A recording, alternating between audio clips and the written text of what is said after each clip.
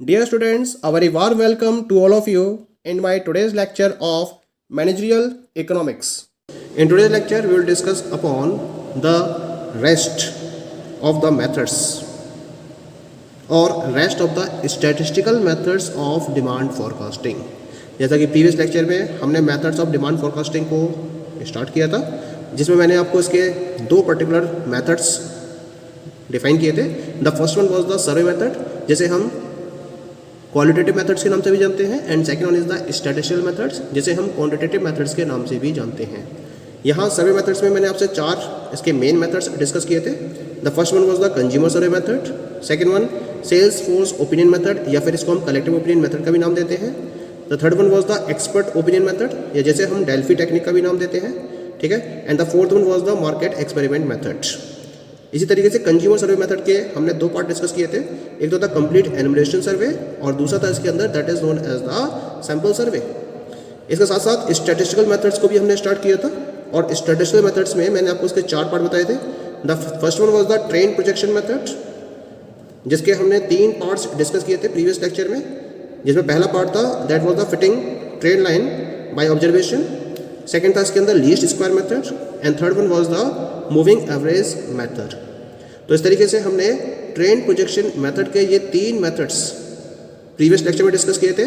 आज के लेक्चर में हम डिस्कस करेंगे about the barometric method, about the regression method, and about the simultaneous equation method. तो ये तीन मेथड्स हमारे रह गए हैं स्टैटिस्टिकल मेथड्स में. तो इन तीन मेथड के बेसिस पर हम डिस्कस करेंगे कि किस तरीके से एक पर्टिकुलर फर्म अपने डिमांड को प्रॉपर्ली फोरकास्ट कर सकती है. Come to the second statistical method of demand forecasting. This is popularly known as the barometric method. क्या मतलब होता है barometric method का? This method is based on the past demands of the product and tries to project the past into the future. The following three indicators are used to predict the future trends of the business. और क्या है ये तीन particular parameters? Leading indicators, lagging indicators, and coincidental indicators.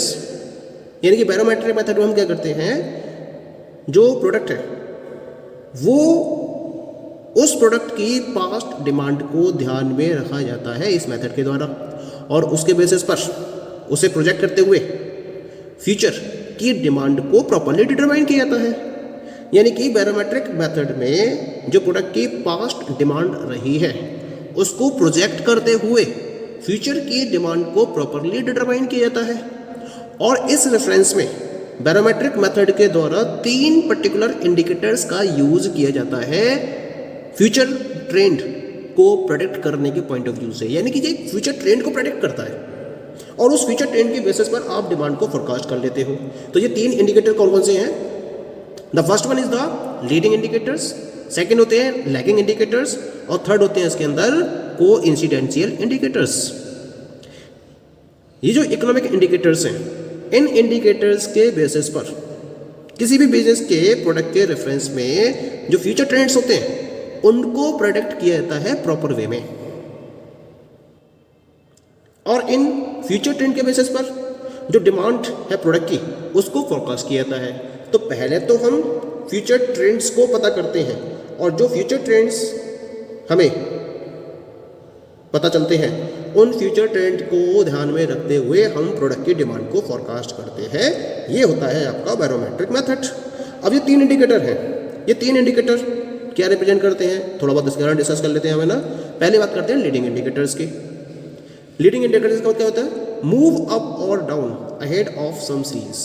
किसी भी series के reference में ये क्या हो रहे हैं, या तो लगातार अप डायरेक्शन में मूव हो रहे हैं या फिर ये डाउन डायरेक्शन में मूव हो रहे हैं, तो हम इनको बोलते हैं लीडिंग इंडिकेटर्स. दूसरे होते हैं लैगिंग इंडिकेटर्स. लैगिंग का मतलब क्या होता है ना, क्या होता है कि एक पर्टिकुलर टाइम लैग के बाद या एक पर्टिकुलर टाइम पीरियड के बाद ये क्या होते रहते हैं, चेंज होते रहते हैं. यानी कि पहले तो वैल्यू एक टाइम पीरियड तक सेम है, फिर चेंज हुई, फिर सेम होनी शुरू हो गई, फिर चेंज हुई, फिर सेम शुरू हो गई, और एक टाइम पीरियड को फॉलो कर रही है, और हर एक टाइम पीरियड के बाद ये वैल्यू लगातार चेंज हो रही है. तो इस टाइप का जो इंडिकेशन है इसको हम लैगिंग इंडिकेटर्स के मीडियम से मेजर करते हैं. और तीसरे होते हैं कोइंसिडेंशियल। कोइंसिडेंशियल का मतलब क्या होता है? कोइंसिडेंशियल का मतलब है move up and down simultaneously with the level of economic activities. जैसे जैसे इकोनॉमिक एक्टिविटीज के लेवल में चेंज हो रहा है, उसके साथ साथ ये जो इंडिकेटर्स होते हैं वो एक साथ या तो अप डायरेक्शन में मूव करते हैं या फिर ये डाउन डायरेक्शन में मूव करते हैं। लेकिन जो होता है इनका जो मूवमेंट होता है वो साइमल्टेनियस वे में होता है, यानी when the economic activities are changing with the change in the economic activities, these particular indicators are moving up or down simultaneously। तो हम ऐसे इंडिकेटर्स को बोलते हैं कोइंसिडेंशियल इंडिकेटर्स। और इन इंडिकेटर्स को ध्यान में रखते हुए हम फ्यूचर ट्रेंड्स को प्रेडिक्ट करते हैं और इन फ्यूचर ट्रेंड्स को ध्यान में रखते हुए हम प्रोडक्ट की डिमांड को फोरकास्ट करते हैं। तो ये मेथड आपका कहलाता है बैरोमेट्रिक मेथड। क्योंकि बैरोमीटर का क्या होता है, बैरोमीटर में जो उसका पारे का लेवल होता है उस लेवल के बेसिस पर हम क्या करते हैं, प्रेशर को मेजर करते हैं। इसी तरीके से ये जो इंडिकेटर्स है, इन इंडिकेटर्स के मूवमेंट के बेसिस पर हम फ्यूचर ट्रेंड को प्रेडिक्ट करते हैं और उसके बेसिस पर हम किसी भी पर्टिकुलर प्रोडक्ट की डिमांड को फोरकास्ट कर सकते हैं। ठीक है, now come to the third method of demand forecasting. Statistical method है ये, regression analysis. One of the most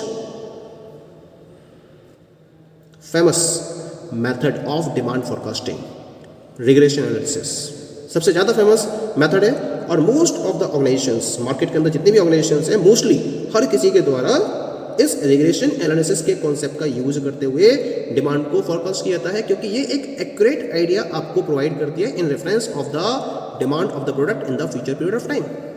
क्योंकि है क्या, इस पर्टिकुलर मेथड में हम क्या करते हैं, we establishes a relationship between dependent variable and independent variables। In this case, the quantity demanded is the dependent variable and its various determinants such as price of goods, income of the consumer, price of related goods and so on, these are the independent variables। तो regression analysis में सबसे खास बात क्या होती है कि ये डिपेंडेंट वेरिएबल्स और इंडिपेंडेंट वेरिएबल्स के बीच में एक रिलेशनशिप को एस्टेब्लिश करती है और इस रिलेशनशिप को ध्यान में रखते हुए हम एक इक्वेशन को डेवलप करते हैं और जो इक्वेशन डेवलप होती है उसके बेसिस पर हम फ्यूचर की डिमांड को प्रॉपर वे में फोरकास्ट कर सकते हैं। तो इसी वजह से ये एक एक्यूरेट आइडिया देती है। जब हम प्रोडक्ट की डिमांड की बात करते हैं तो जो क्वांटिटी डिमांडेड है प्रोडक्ट के रेफरेंस में वो क्या है, it is a dependent variable.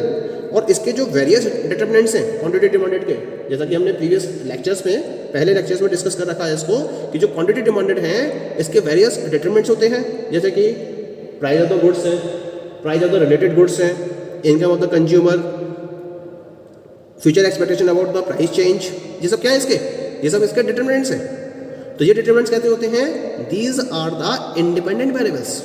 तो जब हम क्वांटिटी डिमांडेड जो कि एक डिपेंडेंट वेरिएबल है और इसके वेरियस डिटरमिनेंट्स जो कि इंडिपेंडेंट वेरिएबल्स हैं, इनके बीच में एक रिलेशन को एस्टेब्लिश करते हैं with the help of regression analysis.